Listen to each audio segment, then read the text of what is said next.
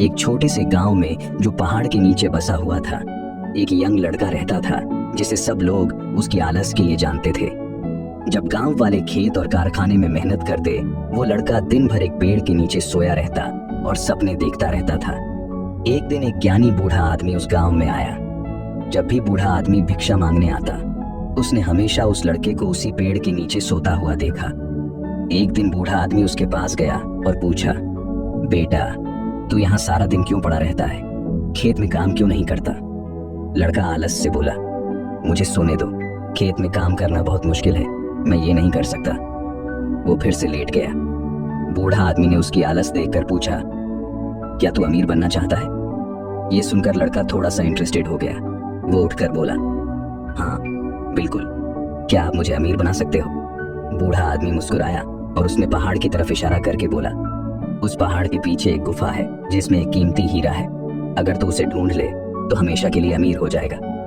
लड़का क्यूरियस तो था लेकिन हेजिटेंट भी था। उसने कहा, पर यह पहाड़ चढ़ना बहुत मुश्किल है। बूढ़ा आदमी बोला, अगर तू ये भी नहीं कर सकता तो छोड़ दे। बूढ़ा आदमी जाने लगा, लेकिन लड़के ने उसे रोका और कहा, रुको, मैं जाऊंगा, क्या आप सच कह रहे हो? बूढ़ा आदमी ने उसे विश्वास दिलाया और कहा, हाँ, पर गुफा पहाड़ की दूसरी तरफ है, इसलिए वहां पहुंचना आसान नहीं होगा। लड़का हीरे के सपने से एक्साइटेड हो गया और अपनी यात्रा शुरू कर दी।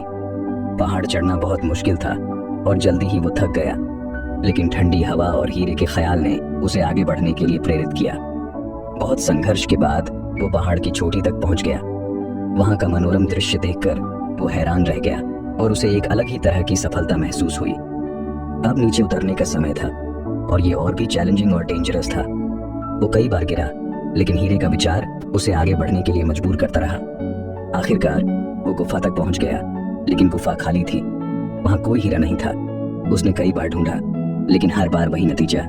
वो बहुत निराश हो गया और सोचा, बूढ़ा आदमी ने मेरे साथ ऐसा क्यों किया? अब उसे वापस गांव लौटना था, लेकिन उसके पास पहाड़ चढ़ने की हिम्मत नहीं थी। एक पल के लिए उसने सोचा कि वो वहीं रुक जाए, लेकिन फिर उसे याद आया कि वहां ज्यादा देर तक जी नहीं पाएगा। तो थकावट के बावजूद उसने अपनी हिम्मत जुटाई और वापस लौटने की यात्रा शुरू की।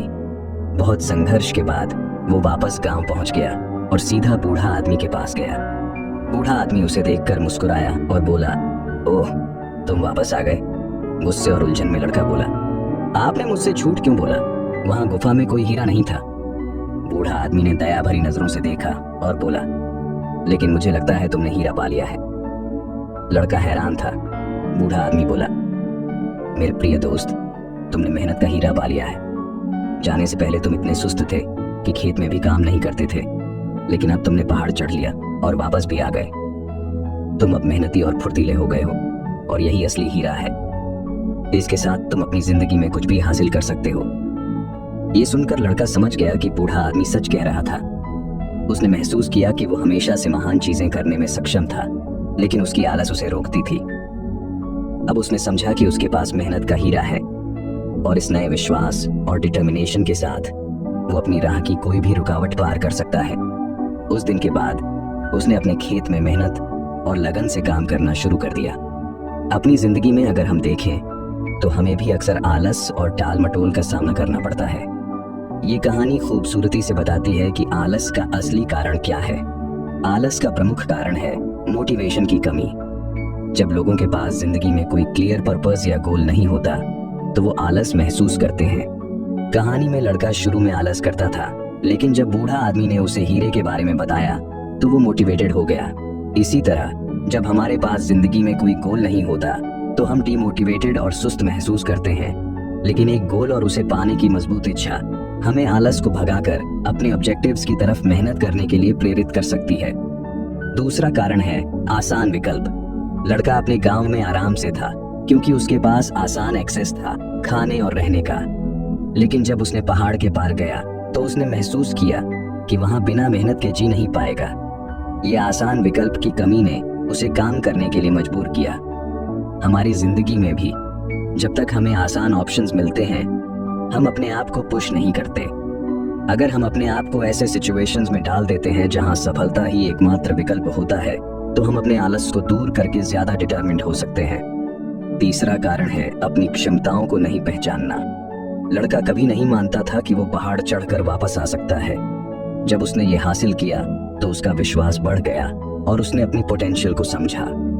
ये दिखाता है कि हम सबके पास छुपी हुई क्षमताएं हैं, लेकिन हम आलस और टाल मटोल के कारण उन्हें नहीं जान पाते। जब हम अपने आप पर विश्वास करना शुरू कर देते हैं तो हम कुछ भी हासिल कर सकते हैं। मेहनत, जैसा कि कहानी में दिखाया गया है, व्यक्ति के विकास और सफलता के लिए बहुत जरूरी है। ये एक कंसिस्टेंट एफर्ट है टास्क को अकॉम्प्लिश करने के लिए, चाहे वो कितना भी मुश्किल या टायरसम क्यों ना हो। मेहनत के थ्रू हम अपनी स्किल्स को डेवलप कर सकते हैं, अपने सपनों को हासिल कर सकते हैं और एक फुलफिलिंग जिंदगी जी सकते हैं। आलस को एक्सेप्ट या टॉलरेट करना ठीक नहीं है। ये एक चैलेंज है जिसे हमें पार करना है और एक हर्डल है जिसे हमें जंप करके पार करना है। मेहनत को अपनाने और एम्बिशियस गोल सेट करने से हम अपने आप को पुश कर सकते हैं अपने सपनों को हासिल करने के लिए, चाहे वो कितने भी इम्पॉसिबल क्यों ना लगे।